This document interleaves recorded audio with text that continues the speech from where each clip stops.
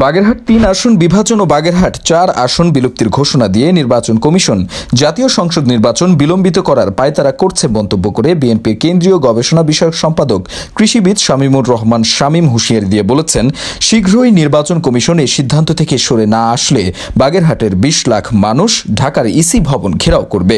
শুক্রবার বিকেলে মোংলায় শ্রমিক দলের আয়োজনে সংসদীয় আসন বিভাজন ইস্যুতে আয়োজিত বিক্ষোভ ও সমাবেশে প্রধান অতিথির বক্তব্যে তিনি এসব কথা বলেন।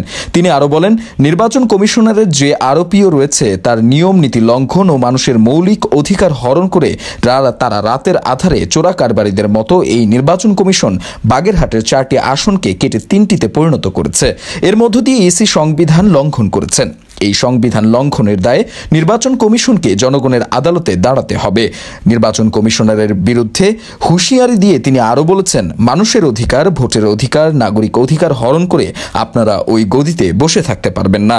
এ সময় অন্যান্যদের মধ্যে উপস্থিত ছিলেন বিএনপি নেতা ইমরান হোসেন, বাবুল হোসেন রনি, শাহ আলম শেখ, যুবদল নেতা সাইফুল ইসলাম, ইমান হোসেন রিপন, মহসিন পাটোয়ারি, শ্রমিক দল নেতা জামাল হোসেন ও স্বেচ্ছাসেবক দল নেতা নুরুদ্দিন টুটুল, পৌর তাঁতি দল নেতা আজিজুর রহমান সোহাগ সহ অনেকে।